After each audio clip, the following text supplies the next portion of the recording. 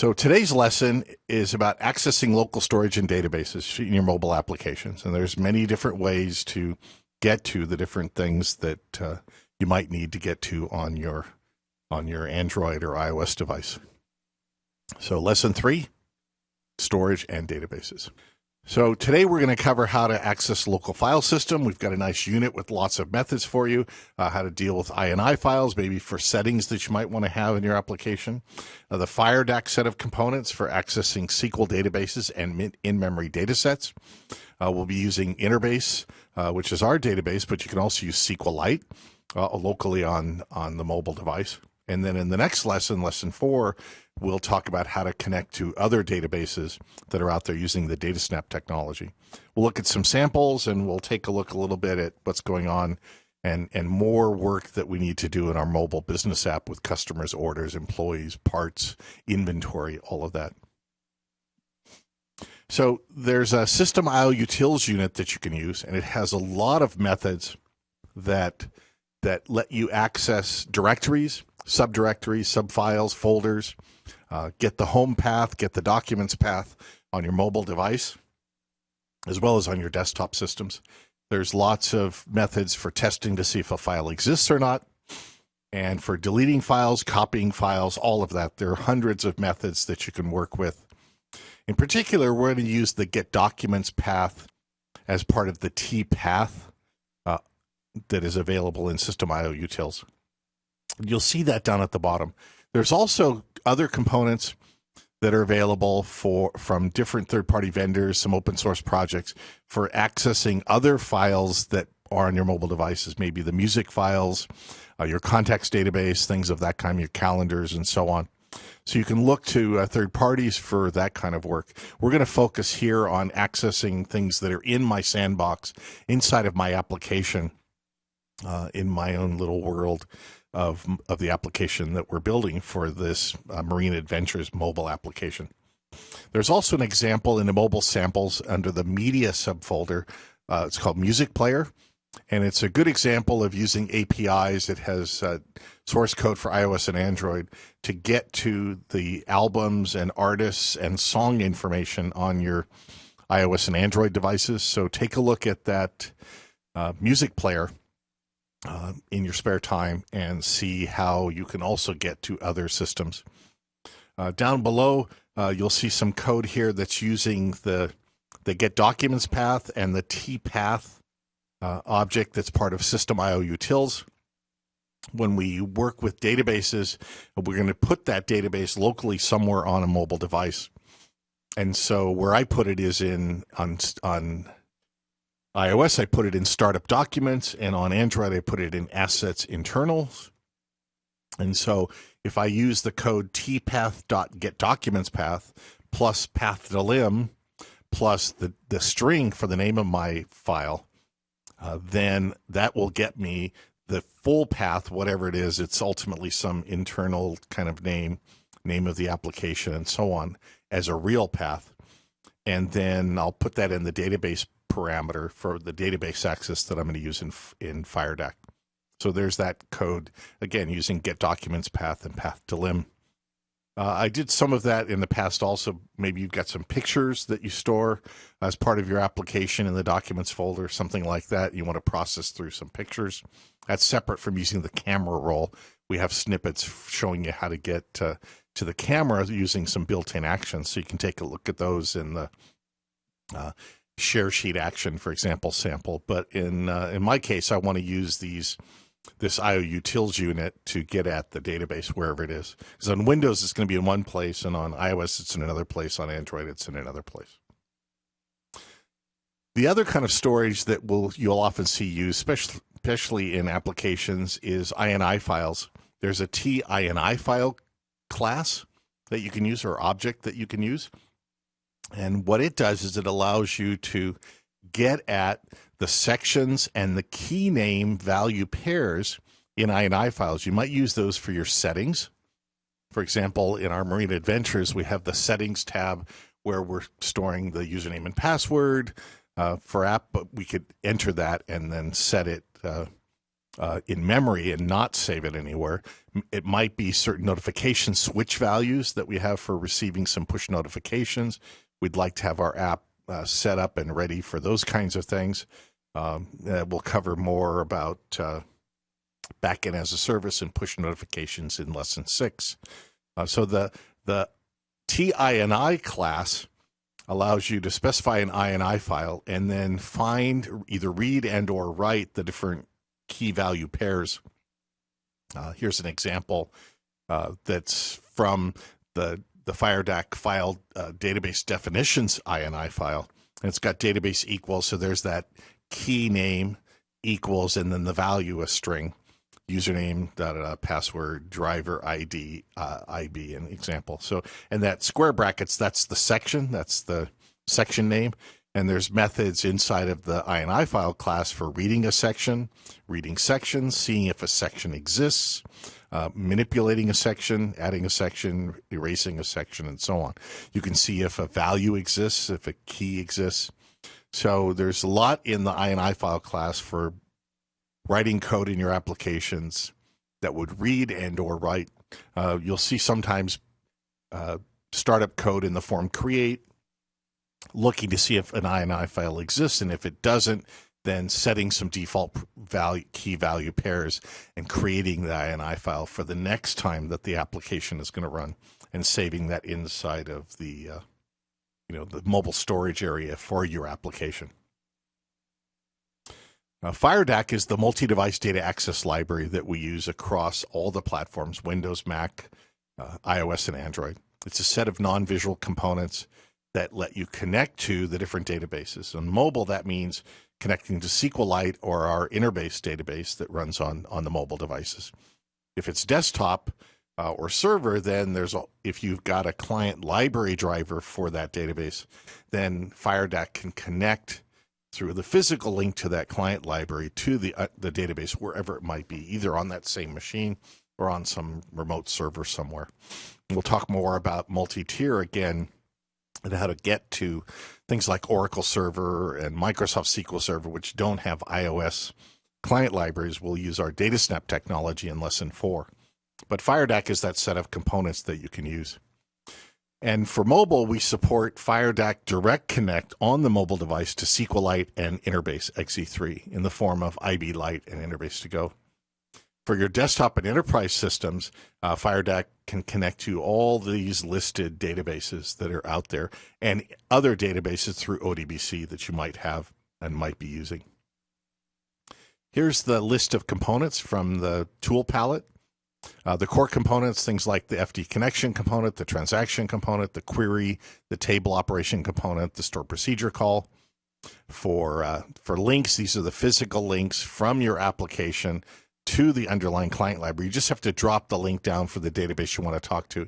It knows how to look for that static library or that dynamic library on Windows and Mac that is the driver for the database that you want to talk to, if it exists.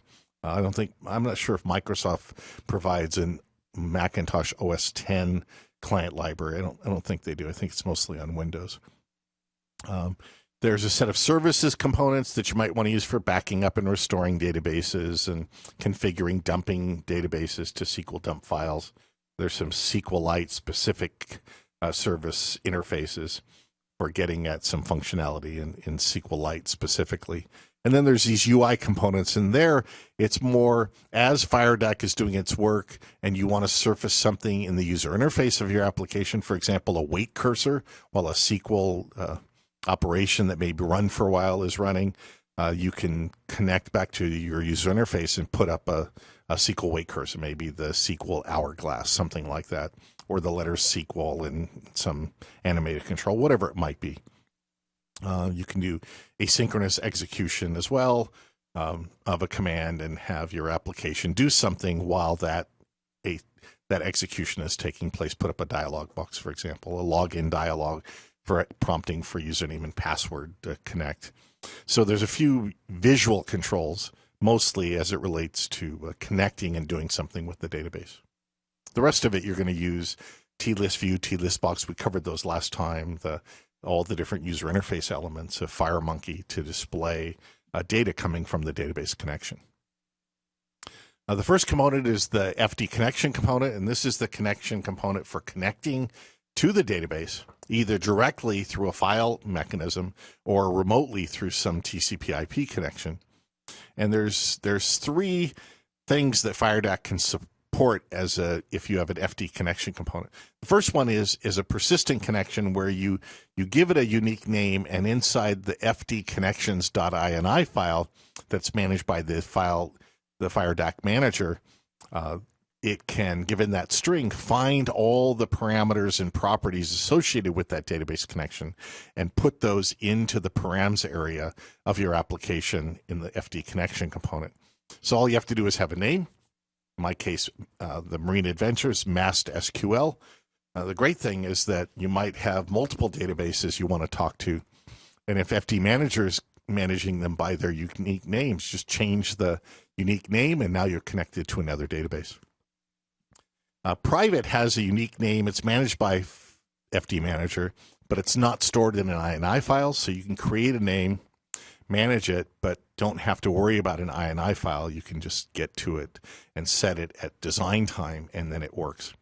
Temporary, you can create on-the-fly connections to databases. So they're not stored in an INI file. They're not managed by the FireDAC manager. So if you've got a database somewhere, you can just do it all in code and store the path to the database in the FD connection component. If it's managed by the FireDAC manager, then those connections, either persistent or private, are stored in a file called the FD connection defs.ini. And over in our world of our install on Windows, that you'll find that in local disk, users, public documents, Embarcadero Studio, FireDAC. And then you'll see in here two files, the FD drivers INI file that just has a little bit of information, and then the FD connection definitions INI file that has these sections, and they're by the name. That's that name that's managed by FD Manager. So employee, and its a driver ID is InterBase, or it's Access, Microsoft Access. Let's see what else here. SQLite. Their SQLite file, for example, might be provided. Here's the one I created. My Mast SQL is what I called it to match the database. That's the one we're using for the Marine Adventures. And I put a test one in, so it's being managed that way. So we can go to the IDE and say File New, FireMonkey Mobile Object Pascal example, to Application, put in an FD connection component, and then right mouse click and bring up the connection editor. So here's the connection editor. It can see different connection definition names that are being managed. So there's my Mast SQL. And if I select that one, then I get the path to the database, which is over here in my, let's see, it's under samples, data, that's in the public documents, Embarcadero Studio, 14.0 samples, data, and there's the Mast SQL database and some other InterBase databases as well. Using password, but we could blank those out and force the user to put those in, or have some code that might do it, whatever it might be. And other parameters that are associated with each of the databases. And these might be different depending on the database that we choose. In the case of InterBase, there's specific ones. You can also choose the driver ID. You might have some other database. And so, Oracle or whatever it might be required to connect. You can set different options up. You can look at information about the database, and you can fire off SQL scripts to drop tables, alter tables, add tables, and so on, using the SQL language. You can also use the Data Explorer over here, and we'll get to more about that in a little bit. So there's the connection component. Now, ultimately, if I don't use a connection definition name component, I can still go into the parameters, and I can put database equals, username equals, and so on. In our application. Let's just use the definition name in this case. So there's that one. Now, when I make that connection, it's got the connection name. If I activate to connect, key in the username and password, then I get, then I can do other things with this database connection. And we'll do that in a little bit as well. Or we could just put right in, instead of a a connection name, we could just have it be an InterBase or SQLite driver. And then down here in the parameters, we'd set database name equals and so on, like you saw in the code. All right. There's two other ways to get at the data of a table. There's lots of ways, but two ways that you'll use commonly. One is to use an FD or FireDAC table component. And the table has two modes of operation. The standard mode, where it just gives you the whole result set of a table. And then under the covers, FireDAC's going to generate a single select statement, select star from whatever the table name is. And then you'll get a table view with a number of rows, and you'll move through those rows. There is an optional mode for TFD table, and that's called live data window mode. And the data window mode lets you, even though you have a table and you think, oh, I'm going to get all those rows. Maybe I've got a table with 1 million rows, and I want table operations, but I only want maybe the first 100 rows or the second 100 rows or the third 100 rows. Live data window allows you to set up and scroll to a position or position the live data window to the right spot. So it uses less memory. It's faster, and within that live data window, you can move back and forth. You can use bidirectional navigation versus a SQL data set, which is a unidirectional data set where you process through the rows as that you've selected.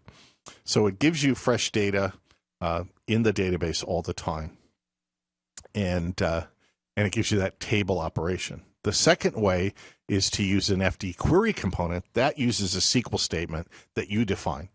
Select star from, with a where clause, order by, whatever your SQL command might need to be. You can also put commands that are in the query, like insert into a table some values for the columns. And for those, you would call exec SQL. If it's a select statement, you would just activate it, and then you get whatever the selection set of rows is for the query that you provide. But if you're putting a command like insert, delete, alter table, whatever it might be in a SQL statement, you would call exec SQL, and then that will do the right thing. You could call exec SQL on a SQL select as well, and then you'll have a row set that's there. And you can use the params property of the FD query to parameterize any queries. For example, the query you see up here, insert into task, the column name is called task name, and then we pass a colon task name, some parameter that we're going to set the value of to insert a string, for example, into a task or to-do list database. There's also an FDMEMTABLE. The FDMEMTABLE is an in-memory client data set that you can use. You can create fields on the fly. This is an example down here where we have an FDMEMTABLE. You drop the component on your application in your mobile desktop or desktop application, and then you can say create a name for a field, give it a name and give it a type, create another one, create the name and its type and its size, for example, if it's a string. And then you could go through and set the values of the fields of each row in a table in code, and then post those changes back. So this is how we would add some rows by calling open of the FDMEMTABLE, call the append method, and then set for the two fields of the first row the integer and string value, and then post it back, and then call append again, and sit in a loop maybe based on user input or reading some XML file, whatever it might be. The second part is if you have a query, if you have a data set, you can say, for example, open the query, get all the rows, and then assign the data from the query, that's the data and metadata, to the FDMEMTABLE's data property, and then set the memtable to the first row, and then process through the rows, editing them, changing them, saving them locally to disk, loading them back up, and then playing back the updates back to the underlying database. So FDMEMTABLE could just run on its own. It can load and save files either as XML format or binary format. And there's a couple different methods. One is you can call the save method and give it the type either XML or binary, or you can say save, and there's an auto property, and it's in the help and the doc wiki, where FireDAC will look to see what the extension of the file name is. If it ends in .xml, it'll save it as XML. If it's something else, then it'll save it as binary. Load will query what the file format looks like. It's either XML or binary, and it'll do the right thing and load it up into the FDMEMTABLE for you. So it's a nice in-memory data set that you can use on its own, or it can be used to cache maybe a query coming from a remote database or some underlying database where you want to keep it in memory, disconnect from the database, do some operations, save them locally, close off your application, come back later, load it from local storage back into the memory table, do some more maintenance on it, processing on it, and then eventually persist it back to the underlying database. You can also specify master detail relationships. You specify two queries. One query may relate to the other query on a parameter, and you just set the data source and the master field property. And when you've done that, then you've defined a master detail relationship. And we'll see that in a little bit here. The Data Explorer lets you go in and create tables and create connections to databases and look at the data sets, browsing the tables, the fields, stored procedures, views, triggers, indexes, and so on. You can also use the Data Explorer to drag and drop components into your user interface, into your application. So, for example, let's delete this connection component, and let's go to the Data Explorer. So I've got a couple of database connections here for my InterBase database. Here's one is our Marine Adventures table. So we'll go and open up the table. So example, let's drag the customer table over. And what'll happen is it'll create the connection component with that definition name, and then in the parameters, it's got the connection def that's there. There's a property here called login prompt, so that's set to false, but we can set it to true. And then when we want to connect, it'll pull up the right username and password, or we might pop up a dialog box to have it do that for us. And we can also go and look at connection editor, and it's got all the right settings that came over. You can execute scripts. Then the customer table is connected through the connection component to the MAST SQL connection component, which is there. And we can go and activate this one, and it's connected to it. That's nice. Underneath the covers, it's got the SQL statement here, select star from customers. We can go and right mouse click, bring up the query editor. Here's the query editor, execute it. And then down here, we'll see all the customer rows. So here we fired and tested. You can use this as a nice test of your SQL statements to make sure they're okay. All right. And then we'll click OK. We're done. So there's our customer SQL database. Now we also have orders table. So let's go and put another query down. Let's put the FD query component. So here's the second query. Let's call this our customer and orders query.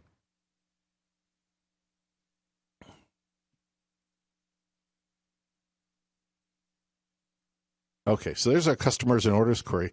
So here we want to say in the SQL statement, let's go to the code editor, select star from orders, where the custo, which is the customer number in the order, is equal to some other customer number. So in my customer table, I've got a custo field. That's the customer number. In the orders table in the Data Explorer, I've got the order number and I've got the customer number that order is for. So let's close this back and save that back to the SQL statement. Here's the SQL property. Select star from orders where custo equals :custo. So where is this parameter going to come from? There's a couple ways to do that. I could go into my params property for this query. Customer order. So go to params, and I could say, for example, custo is there because it already parsed the SQL statement and it's showing me one of the parameters. We might have multiple parameters in part of the SQL statement: custo, order, no, date, whatever it might be. we can go and set the value by selecting this. So it's null right now. We could say, put in a customer number, and then we'd get the orders for that customer number. It would satisfy the query. If I want to provide the master detail relationship between these two, I'll put a data source down. And the data source component is there because it is the source of data and metadata coming from a data set. So we'll change this to our customer data source. And its data set we want is to be the customer table. So this data source is getting data and metadata from the customer table. Now, to provide the master detail relationship in the customer order query, we'll go down to the master source property, and we'll say, okay, the master source, which is where that customer number is going to come from, is the customer table. And then we'll go to the master fields. It shows us all the fields that we might have. We want to use the customer field as the included field. And then when we right mouse click and bring up the query editor and execute the query, oh, wait, we forgot to activate the customer query. Let's go now and execute. And let's see, select star from orders. Okay, I did that. Well, you know it's live. So here we go. Let's go back to master source, customer data source, customer number. That's okay. And let's go and activate it. And there we go. Okay. So once the orders table is activated, then for the current customer, which is the first customer in the customer table, we just get the orders for that customer. So here I just know that the first customer is customer number 1221. So that's how we can define the master detail relationship in these components. Have a query component or table component, set the data source to that data set, connect the master source of the second table or query, and the master field that provides the relationship. That way, again, when the parameterized query, :custo is here, if I don't put a value into the params property, it'll go and look and see if there's a master source, if it can find some other way of providing that parameter. And in my case, with the master source and master field, it related the customer order query to the customer table. Right? Okay. In App Method and Rad Studio, we provide support for SQLite and InterBase, two versions, IBLite and InterBase for mobile deployment. SQLite is built into the operating systems of iOS and Android. It's just sitting there ready to be used, so FireDAC supports it directly. It supports SQL statements and some data types, but it's not full ANSI SQL 92. InterBase in the form of IBLite and InterBase is full ANSI SQL 92. So everything you want to use in store procedures, triggers, views, everything is provided for. SQL select where clauses, all of that.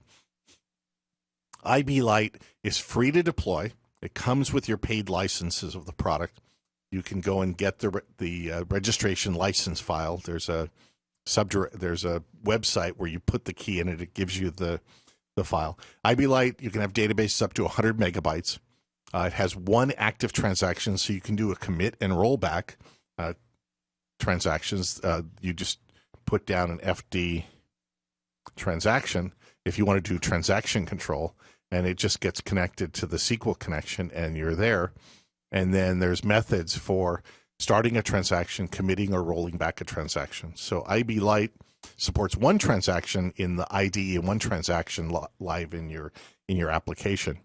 InterBase is a commercial license. It's a static library that runs on iOS and Android. You can have databases of any size. It supports encryption at the column and at the database level. So if you want to encrypt the data as part of your application, it has support all the way up to AES 128, I think. You can go to the InterBase database to be sure. Multiple transactions active at a time in your desktop and mobile application. So two choices there with InterBase. This is just the list of high-level overview of InterBase, both for mobile, desktop, and server. So, it's a full ANSI SQL database supporting journaling and backup. Up to strong 256-bit encryption for AES. And so that's there in the slides for you as a reference. You can also go to the InterBase website for that. We have some sessions that were done at C++ Mobile Day on secure applications, and Stephen Ball has done a whole RAD in Action webinar on building secure mobile database applications, so you can check those out on the Embarcadero YouTube channels. This is a sort of overview of the different editions. There's a server edition, a desktop edition. There's a developer edition that comes with the IDE for developing. That's how I could see data live at design time in the Windows IDE. And then there's the IBLite and InterBase edition. So again, IBLite, 100 megabyte on your mobile device per database. So you can have multiple databases, single thread, single transaction, no encryption, and then full encryption. Everything that's in the server edition is in the to-go edition. Again, these are static libraries that get linked into your application. For deployment, you'll need to hook in and deploy the database, provide your key for InterBase if you're using InterBase versus SQLite. For InterBase, you'll also need to tell it to link in by using the add feature files, the static library that's available for the different target platforms. And once you've done that, you've got your application deployed. So let's go back to, hold on. So let's look at a couple of the samples. Let's look at the IBLite example. We'll throw away this one. We don't need it. Let's go and say open. Under samples, Object Pascal, mobile snippets, there's SQLite and IBLite. Let's look at the IBLite project. Don't care about that. So here's an FD connection component. It doesn't have a connection definition name because we're going to be on mobile. I don't want to pass along the FD connections INI file because I'm only talking to my database. And so in the params section, I've got database equals, and I've got, I'm going to set that. I'll show it. The driver ID, username, and password, and login prompt is turned off, so we can go and access. Don't worry about that. It couldn't find the file on Windows, but that's okay. Then I've got a table. This one's using an FD table because it's a to-do list application. Not going to have 100,000 rows. It's going to have, a short to-do list of 10, 20 items, whatever. So table's fine to be used there. We've got a query, two query components, one that has a SQL insert statement. So insert into task name, parameterized task name string, and the same thing for delete. Go and look at its SQL statement. It's got delete from task. Task is the name of the table, where the task name is equal some parameterized task name. An FD wait cursor. So when it's doing things, it puts up the SQL wait cursor, and the physical InterBase driver link because we're talking to InterBase. It's got a button here for add. If we look at the click handler for that, we're going to call the input query method, which will pop up a box with a prompt, and it'll give us a task name string that we'll save. And then we'll use the param by name for that task name as a string to take the task string, put it into the SQL statement, and then call exec SQL to insert, do a refresh, and then refill using the live binding connection to our list that we have. And down here is the delete button for the selected text in the list view. We covered list view last time. We're going to take that task name string, we're going to put it into the parameters, calling param by name, give it the name of the parameter we want it to substitute the actual string for, call exec SQL, which will do the delete, call refresh, and do the fill list, and then make sure that that we're in the right item, the last item that we added. And if we don't have the database or something else bad happens, we'll put up show messages for the error message that takes place. Down here in the form create, there's a few things going on. And then also on the before connect of the connection is where we'll use the path element. So here's the connection component. It's before connect event handler. We'll go in here and say if it's iOS or Android, we'll set the database parameter equal to tpath.getDocumentsPath plus the path delimiter character, whatever it is for the platform I'm currently targeting. which is over here, either iOS device or Android, and then the name of my database, task.gdb. We'll set the username and password down here in the parameters as well. If we look at project deployment, over here for iOS, I've got my task.gdb file. Oh, let's go and make sure that's set. So here's task.gdb. Let's go and set this in, okay, startup documents. So we can find it there. And then let's go down and here's my reg key that I got, and that's going to be stored in set startup documents InterBase license subfolder. And for Android platform, we've got our task.gdb. It goes into assets internal. And for Android, we've got our reg key for IBLite, and it goes into assets internal InterBase license. So let's switch over to my Android device. And let's run FireIBLite. And here we've got an item in the database. We'll hit the plus. Here's this input query, which has the prompt and the title bar. So let's go and eat, because it'll be lunchtime soon. Now that has been inserted into the InterBase database. Let's add something else. Let's wash the car. And we'll say that's okay. And then if we select one, hit the delete button, then we get the right take place. And then here's movie. And okay.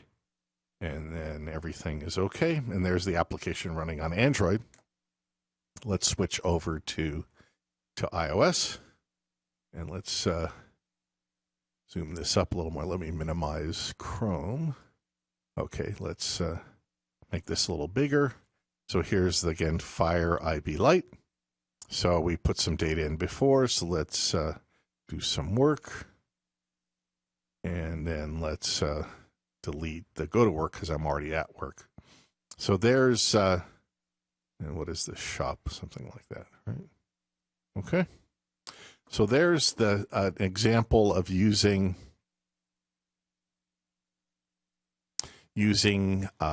InterBase to go, or IBLite. Here's this add feature files button, and I've selected for InterBase that I want to use iOS simulator, device, and Android. I didn't give it that key because I'm using my own key. And then that's how the additional files, the static library files, and so on, got added to my application. So those are two examples for SQLite. Let's go and load up the SQLite example just to see that. Save that one. Say File, Open Project. Go under Mobile Snippets, SQLite. All right, and here again, it's the same commands, the same components. Here's my FD connection component. It's got some params here, which has the database. I don't care. I'm going to create the database if it doesn't exist.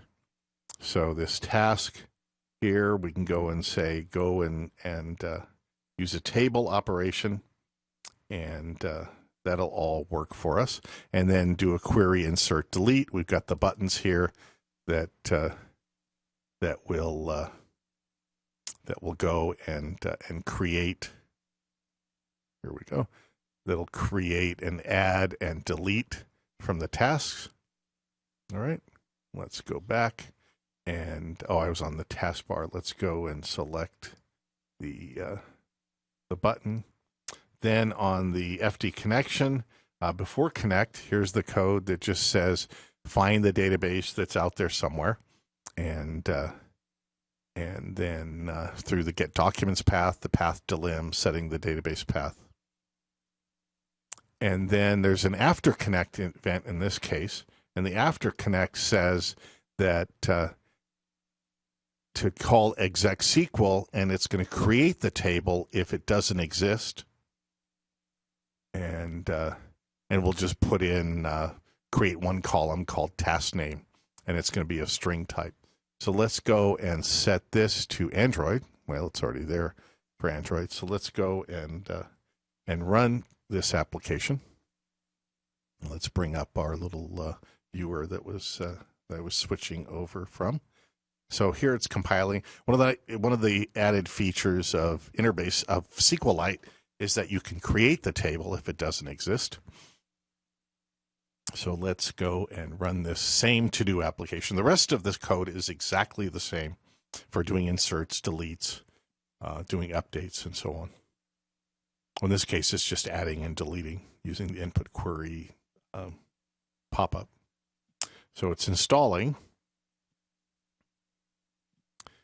And then here now, so what's happened now is it tried to connect to the database. If it couldn't connect, after connect, if the table doesn't exist, then it'll create it. So I can go and add a column. So this is shop. Well, okay, select it and delete it because I had a typo. I guess we could add the code to do an update edit as well with an update button. Let's go. This one just has a simple interface work. So there's FireDAC working on Android, and it works on iOS as well using SQLite. And again, project deployment. In this case, since SQLite is already included, we just needed to put our database in. But in this case, it turns out I'm not even passing the database because I'm going to use the ability to create it if it doesn't already exist. If I had a database that I wanted to send over, then I would add it to the project deployment by hitting the plus sign, finding a SQL database somewhere. Let's go and see if there's a sample SQLite database down here somewhere. There's one, FDMEMTABLE SDB. So we might add that as part of our deployment, put that in assets internal, and you have to hit enter to save it and then go back to iOS and do the same thing. And then, oh, it's already in there for iOS. So we just say startup documents, put it in the right place, and then that'll deploy it over. And let's go back to the code.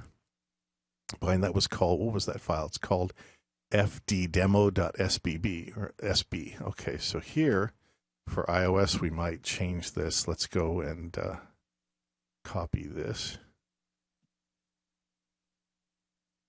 Looks like somebody else changed it as well. So here we want to put in FDDemo, I think it was. Is that what the file was?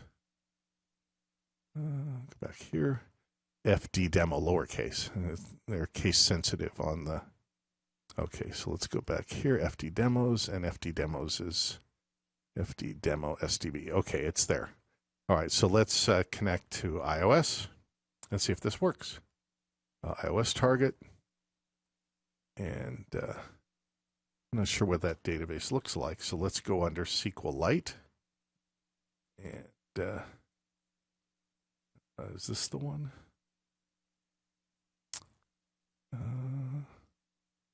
FDDemos. Okay, so let's go and take a look at what this table is. It's got lots of tables. That's customer tables, order tables, and so on. All right. Now, the next steps for our mobile business app is we're going to need to go into and set up a master SQL, use the master SQL database, set up the master query customer list like I did, the detail query, and I want you to try this on your own. I'll be working on this update during this week for the business mobile app. But you saw me do the steps to create the master query for the customer. So here what I've done is I've got my customers table, which is my Kawaii dive shop. So that's got a list view and the data is shown up. And then when I select one of the customers, I've got a header that has the name of the customer. And then in the body of the list view, I'm going to create, I'm going to populate it with the order items for that customer. So, there's work to be done for the business mobile app. But again, I'm using the same skills you already saw. Drop a query down, drop a second query for orders, use the master source and the master field to create the master detail relationship. We're going to put the orders in customer in a list view and have on a separate tab the orders for that customer in a list view, so we can then select an order and see the order detail, all the items that are associated with it. And then, of course, we still have the employee table and the parts table to deal with. For employee, we want to see what orders are associated with each employee, and for the parts table, what parts have what inventory on hand. So Jim, lesson review, you can access local storage, you can use INI files, you can use FireDAC, and there's work to be done on our business application. Lots of resources in the slides. The next time we're going to look at multi-tier, multi-device apps with DataSnap.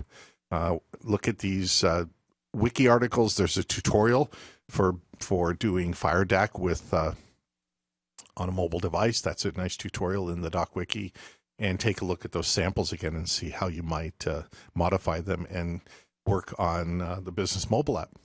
So Jim, Q&A. So in the what you're showing there, the protocol, is the default protocol going to be local, or is there would it be default to something else? So in the case of local databases, let's go back to the connection editor. It's just going to be local. But if I was working, for example, on a remote database, I could use TCP. So let's go over here and look at this one.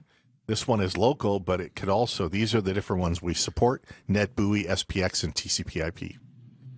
From mobile standpoint, we only support local databases on mobile. Next time, you'll see how we can connect to remote databases using DataSnap. If I'm on a desktop and I've got my client library for Microsoft SQL Server, I might put TCP in there and connect, or whatever the default connection is for SQL Server, Oracle, whatever. Again, if I have SQL Server, Compact Edition, which can run on Windows, or Oracle XE, which is a local edition, then it would be local host. But I could also use TCP with the IP address on my same machine if it's running as a separate service, for example. Could you elaborate on the licensing for InterBase, when you need to purchase licenses and how that works? Okay, so InterBase Lite is free. So it's 100 megabyte database file, one transaction live at design time. It's a static library that's linked in. It's free to deploy to as many users as you want in as many applications as you want. If you want to have mobile application with InterBase on it that has encryption and multi-transaction, then you can purchase licenses. There's user packs, one user, 10, I forget the packs, 10, 20, 50, unlimited. That's InterBase2Go, which is InterBase in a static library on mobile, on a dynamic library for OS X and Windows. And then there's InterBase Server, which you can purchase and put on a whole range of servers. And then you would use either desktop applications or DataSnap to connect to that server version of InterBase. So in the slides are the different editions. Also on the InterBase product page are the different editions. And the pricing for those, you can look on our shop site, or talk to our office, or talk to our partners around the world, and they'll work on pricing for you. There's also a developer edition, so you can prototype everything at design time and on Windows with the IDE. And that gives you up to 20 users and 80 connections. And there's also the InterBase2Go server trial and the InterBase2Go embedded that you can use. And IBLite, again, is free deployment. Can IBLite be used on a PC? We don't currently have IBLite. We do have IBLite, InterBase2Go for Windows, Mac, iOS, and Android. That's InterBase2Go. We don't have IBLite yet. It's currently licensed for mobile devices. Is the FDMEMTABLE intended to replace the T-client dataset? Yes. Yeah, and client dataset is not in App Method. It still exists with Delphi and Rad Studio, because you might still be using it with other applications you're building. But FDMEMTABLE has more capability. Just that assignment statement I showed you in the slides alone, where you can take the data metadata of a query and directly assign it to an FDMEMTABLE, and then manipulate it over there, save it locally, and so on. If you had client data set, you'd have to write code to save it all back and load it all back in. So that alone And then there's a lot of extra capabilities in FDMEMTABLE. There's information in the doc wiki. Can the InterBase database be created at runtime, or does it need to be deployed with the application? It needs to be deployed with the application. So you can create it over in Windows. There's a component. There's an application tool that comes with App Method and with Rad Studio and InterBase that's included, called IB Console. And IB Console lets you connect and create databases. So I can go here and say create database. What versions of InterBase come with Delphi XC6 Enterprise? You'll get 3 license files. You get InterBase Developer. You'll get a license for a test deployment of InterBase2Go. And you'll get a mobile platforms license for IBLite. Those are the 3 things. Desktop you'll get, so you can do development up to 20 users, 80 connections live. Test deployment license of IB2Go and InterBase Lite, which is the free mobile version of InterBase. So you get those 3 license keys, as well as getting your product license key when you purchase Pro Edition on Up or an App Method and App Method Business license. And then you go down to reg.embarcadero.com and you put in your license key. Then you just put in the serial number for your key, and the email you get from Embarcadero Licensing or App Method Licensing gives you a registration code. You click Next, and then you log in with your customer account and password, same as the developer network and community username and password. And then you have 2 choices. It can mail you the license file, or it can you can download the license file. And for me, I put my license file, public documents, Embarcadero InterBase. I put mine in redist. This is my license file, and the license file has all this stuff in it. This is your real license. So it's a text file, sometimes called a slip file. And so I just put it there so I always know where it is, but you can put it anywhere you want. You can even rename it so that it matches the IB reg.txt file format that's already in the IDE project deployment. I used my file the way it was and clicked this button to add a file to my project deployment, adding my license text file to the startup documents or assets internal. So some people rename it so that they use the same name that's already put in reg IBLite.txt in my redistribute. That's put in there by default. If it finds it, then it'll be highlighted rather than grayed out. When InterBase starts up, it'll look for a license file in the license subdirectory that's a valid license file. If not, you'll get an error that says InterBase is not licensed. And I'll put some other links in my blog. There's some other sessions. Stephen Ball did a rad in action on secure InterBase, where he talks about the security aspects and how to use them with InterBase. And then Kerry Jensen did a rad in action last October where he covers FireDAC and FDMEMTABLE, and the question came up about client dataset versus FDMEMTABLE, and he went through the details of what you can do with FDMEMTABLE. One of the things I wanted to show, this came up in an earlier session, was where is that document path? And someone asked a question, I think, as well, about is there a wiki that or a document that tells you where all these things are? So first, I created a mobile app with FireMonkey. I just put a button and a memo. I set the memo text settings to word wrap true, and then on the button, I'm just going to put in the memo lines. Get documents path plus path to lim plus that task.gdb that was in that sample application. So I've compiled this on both of my devices. So here and ran it. So here's the path on Android. So you were right, Jim. It's /data/data, and then whatever my application ID is. In this case, com.embarcadero get doc path. Test was the name of the project /files /test.gdb. So the path to lim is this /. So that's what it looks like if you just get documents path for a file that I put into my assets internals. That's where that is. That's deployed with your app. Yep. That's deployed with my app. Sorry. Yeah. Versus maybe some XML that gets put in the XML area or something else. Right.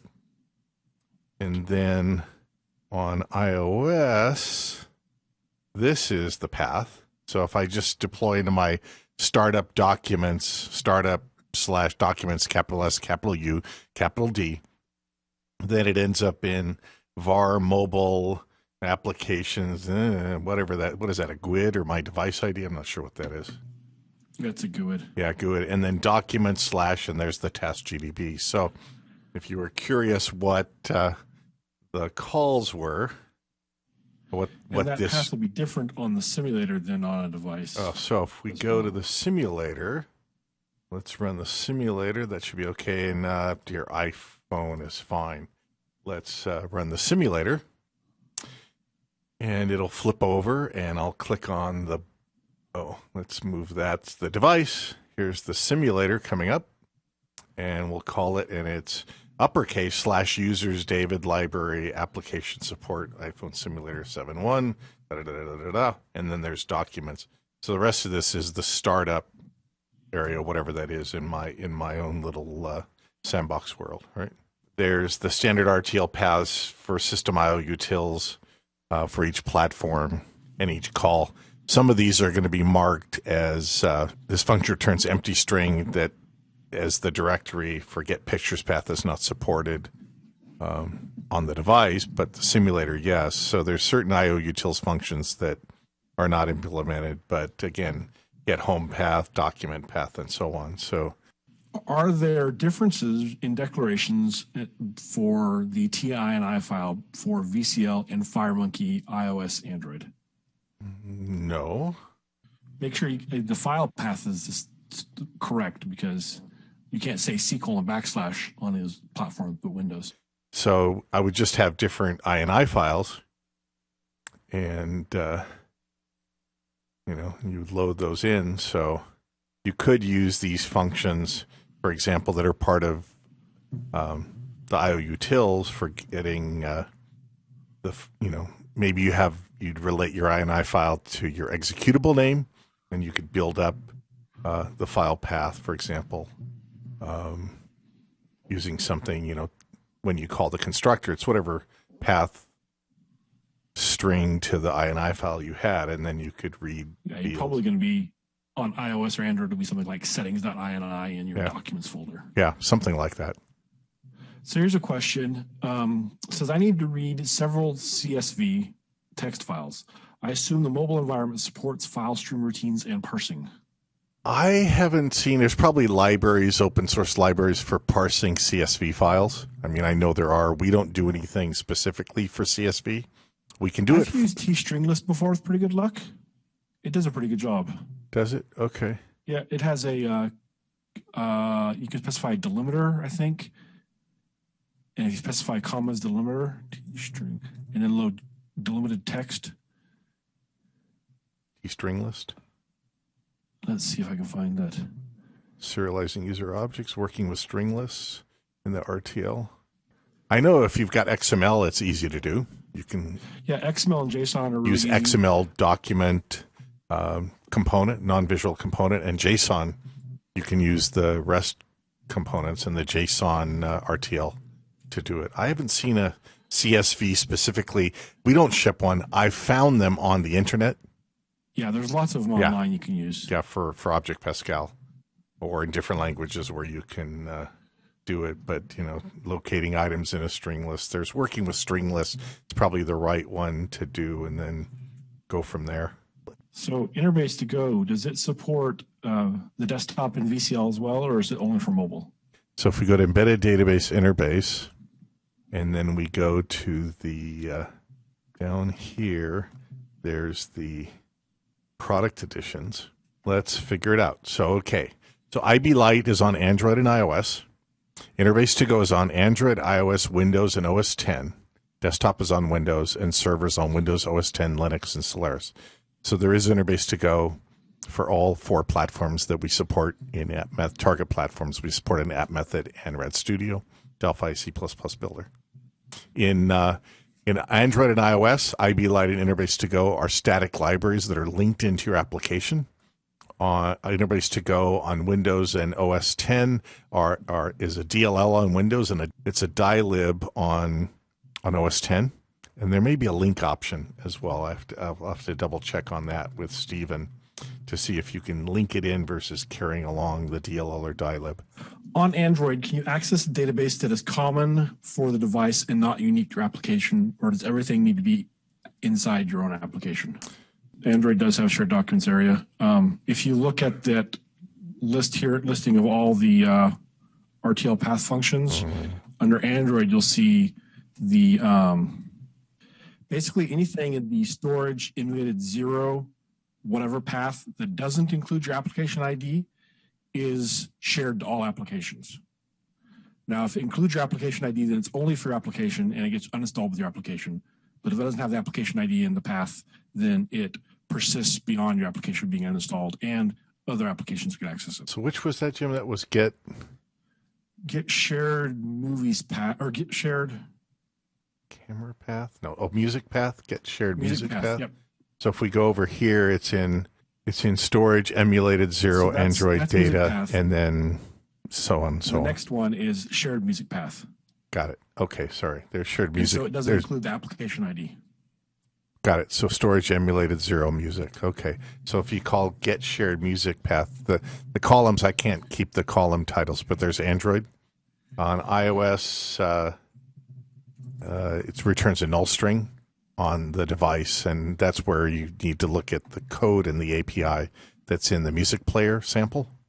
So under here, there's these different units with source code. So the music player for iOS, again, there's a bunch of source code here, but it goes through and uses the Objective-C class to get to the music player. It uses the Objective-C class to get and navigate through the collection of